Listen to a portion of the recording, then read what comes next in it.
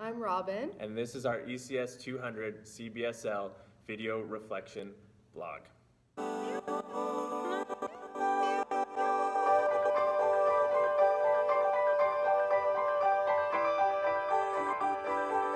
So for this reflection, we're going to talk a little bit about our community-based service learning placements in our ECS 200 class. So for myself, I was placed at Astonished Teaching and Learning Center, which is a group on campus that works with young adults with complex physical disabilities, and they help them kind of reach their goals. We do some social stuff, we go for coffee here on campus, which is a great place to start. What did you do? Nice. I went to Firefly in Schools, which is a branch from the Camp Firefly program. What they do is we go to different schools across Saskatchewan in all the different school divisions and teach about LGBTQ youth and some of the issues involving that. They do a lot of empowerment as well as educational-based things. They do workshops for both classrooms as well as for staff groups in schools. So tell me more about Astonished. Okay, so Astonished is a program, a nonprofit program here on the University of Regina campus.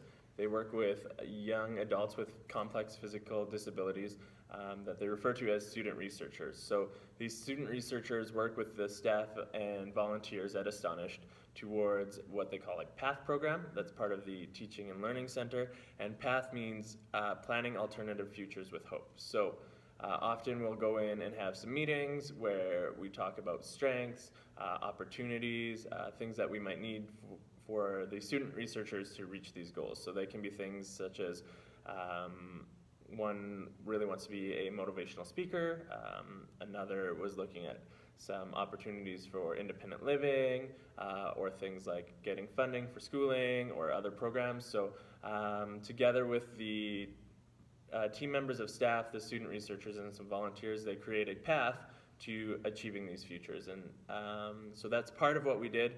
The other part of Astonished is about being a social member of society.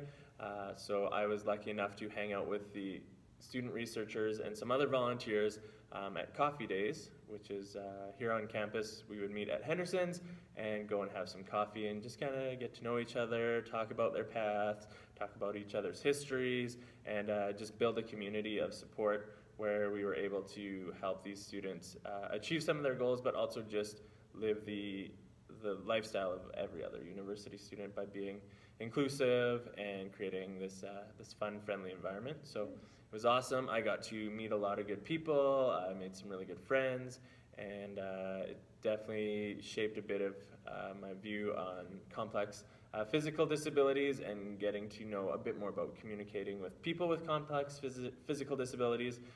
Some of the student researchers are nonverbal, which can be a bit of a challenge at first, but by the end of my time there, I started to understand a bit more of how they communicate and could have some conversations with them. And then on the other end of the spectrum, some of the student researchers are very verbal, and they were quick to welcome me into the group. And so all in all, it was a really great experience. Perfect. So Rob.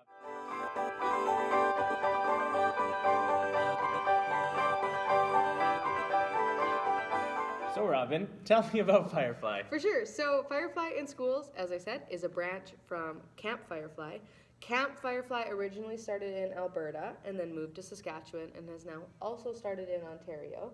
Then from there, Fireflies in Schools started, which is a program that goes out into schools.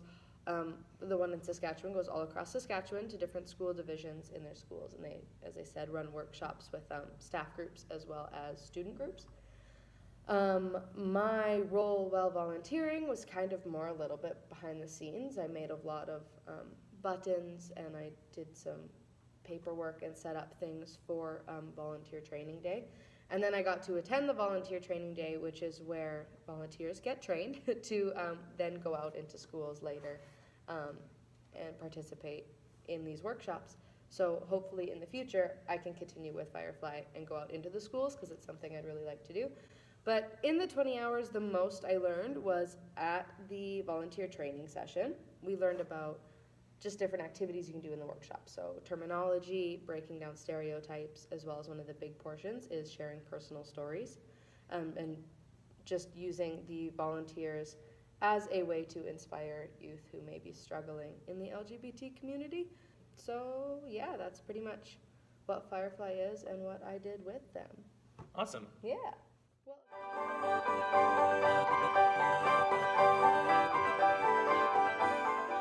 Well, Astonish sounds like a really cool program. Are there any main ideas that you learned from the experience? It was a really great program. I was really lucky to be able to spend so much time hanging out with the student researchers. We went for coffee twice a week, and every time I sat with someone, we kind of got talking, and we talked a lot about their experiences as students, so whether that was in elementary and high school or here at the university. And it kind of seemed like one main theme kept coming up for them, and that was the theme of inclusion. So making sure that students with complex physical disabilities find a way to be included in mainstream classrooms. And I think that really the way to do that is through using a universal design for learning. So understanding that when you create a lesson that works for all students, that it will benefit not only those with the complex disabilities, but also mainstream students who will take maybe more away or have a chance to teach other students, which empowers them to find their own learning as well. So sitting and talking with the researchers, I talked about one young man's experiences in high school where he was put into a FIAP classroom and was also tested for his IQ levels and tested as having a lower functioning IQ, which was not the case. It was actually an issue with the testing. They later found out that he doesn't test well for that. And with some support and some advocacy, he's now working towards a degree here at the university. So his biggest takeaway from his experiences in school was this generalizing of students into categories based on mainstream students and those with disabilities. So even though his cognitive abilities were at a functioning level, he was often grouped with students who had other cognitive disabilities or students with physical disabilities. And in the same conversation, speaking with another student researcher, she went through a very similar program, not a FIAP program, but a alternative program, which means that now her high school credits don't count, so she actually can't pursue a degree here at the university, but it would be fully capable. So thinking about just creating a space that is that universal space where everyone can learn and supporting those who need it most, and how that also brings up the rest of the students. Also, they spoke, both students or student researchers that I spoke with talked a lot about advocacy and support. And so although they had supports and they had some of the technology that they may have needed, or they were able to get power chairs and things that made their life easier, what they really needed at that time was someone who could advocate for their learning. And they said the hardest part is when you're 13, 14, whether you have a complex disability or not, it's hard to be your own advocate. So looking for people that could advocate for them. And I think one of the takeaways for me was, as a teacher, stepping in and being that advocate when you see a chance to do so, and working with parents and students to understand what their needs are, rather than lumping people kind of as a whole group. So big takeaways for me from my time at Astonished, besides the social aspect of getting to know these guys and having a great time with them, was a need for inclusion, a need for more use of the universal design for learning, and for advocacy and support for students with complex physical disabilities. So Firefly seems like a great program, and I think it would be really awesome to be a part of. Can you tell me a bit more about some of the cool things that you learned, or some of the key takeaways you had? Yeah, definitely, for sure. Firefly was great. I think all the work that they're doing is so important. One of the first things that really struck me is just all the change that still needs to happen. I think there's a bit of a misconception with how with society becoming a little more open to the LGBT community, that all these issues have kind of just gone away. Everyone always, we're in 2017, it's not a thing, but it still is a big problem for LGBT youth. There's still a lot of struggles that these students go through.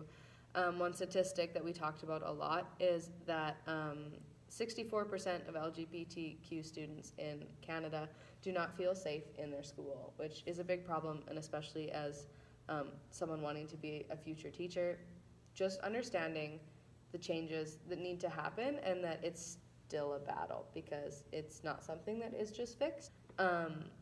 So change is the first big thing that it needs to happen, as well as acceptance. We just talked about like accepting the diversity of your students, which is something that I think all teachers need to do, and for a variety of differences. But accepting the diversity in the sense of like having representation within your class.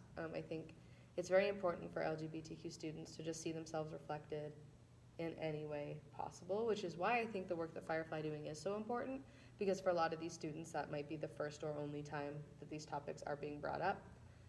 Which then leads into, we talked about in volunteer training just how important these real life stories are that come from the volunteers. Whether you're an ally, gay, lesbian, transgender, your stories of how you are part of this community are so important.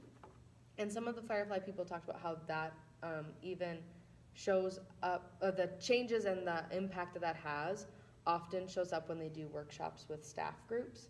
Because I think for staff to just understand what students are actually going through from a real life perspective is really important. As well as the students, I think that they really connect to that too.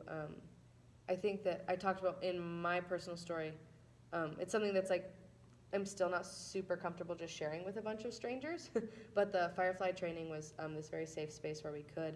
And I think I can see after doing that training how a story like my own would be beneficial for students, especially in the sense I had a lot of parent support in my whole coming out journey, my story, if you would call it.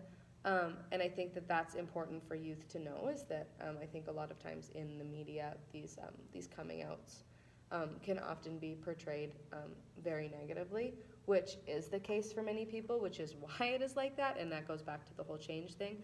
But in the same sense, I think positive encouragement is super important, which is something that my story can bring to kids. So I'm very excited to continue, and I'm really hopeful that I can actually start going into schools with Firefly in the future, because I think it'll help just teach me as a teacher what I can do and just see what classroom climates are actually like. That's one thing that I kind of missed out on with this experience, is seeing what diversity is already present in classes and what acceptance is already taking place, which is something I wish I had seen, but I'm excited for the future to hopefully get a better understanding of that.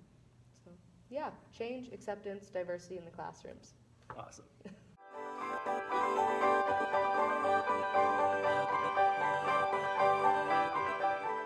Okay, so I think we both had really great volunteer experiences within our organizations, and I think it's easy for us to start understanding how we can use those experiences to think about our students, how they are as learners, and also to think about schooling in general and the systems that we have in place there. It's also a place where we can start to think about Bronfenbrenner's ecological models, and in particular the microsystem, and how within that microsystem students find their identity by things like how they interact with peers, their parents, and specifically within schools. Definitely. And I think on a further point too, we both talked about the importance of advocacy, both within that microsystem, but as well in the broader systems. And I think with looking at Bronfenbrenner, we can see how all of these influences affect who our students are. And despite what maybe social constructed issues they might be facing, such as sexual diversity, physical cognitive disabilities, it's important to have positive advocacy coming in from all systems. Absolutely. And I think we both probably started to think a bit about the importance of who the individual student is. Definitely. And maybe a bit about where they came from. For sure. So then I think that kind of just like leads into a student's biological and cognitive development. Specifically, again, just like knowing who they are and where they come from and how their lives have shaped who they are. So I think that kind of refers to like who they are and how they exist in society, which both of us saw things like, so you talked about your student who was put into a FIAP classroom and had a low IQ level when maybe that's not necessarily what the case was, and how that has affected them up until now in their university life, which affects their development. And I think as well with the sexual and gender diverse students that I was working with and about, I think it's a very similar thing. Who you are will affect your learning in your school, and just the things that you have been taught and the influences around you change your development cognitively. Absolutely. And I think we can also start to look at ideas of how we shape and create education and schooling in general. Yes. And the broader ideas of like, what do we do in a classroom, in a building that is going to create a space that is safe for students and also accessible, and how we think about when we construct curriculum, how are we working at creating a safe space, a diverse space, an inclusive space, and how we represent that not only in the formal curriculum, but in the hidden curriculum, the stuff we don't talk about on the day-to-day. Definitely. And also within the physical space of buildings. So how do we create a physical space that's inclusive, physical space that's safe for both those students that we dealt with in our volunteer program, so whether it be cognitive and physical disabilities, Yes. or it's a safe space to express identity, how do we create a school and a school system that's open and able to represent those students in a safe way. For sure. And then I think really as much as both of our experiences were really different, what we did find is that maybe that my differences in the students and student researchers that I worked with might have been a little bit more visible. Yes. Whereas in your case, some of those diversities are more invisible, but I think that the importance is understanding that whether it's visible or invisible, that we're supporting that diversity in our classrooms. For sure. And I also think, just the similarities too of just how it's so important to just how it benefits all students, being inclusive, being diverse, having all the things. Yes, it may be at one time specifically for a student who has needs, but regardless, that environment and that school environment will benefit all students. I agree. Well, awesome. What a great experience it Yeah, was. I'm so glad that you had a great time and learned so much, and I as well. Yeah, awesome. Well, thanks for listening. That has been our reflection on our CBSL experiences. We hope you took a little bit away as well. Yeah. Awesome.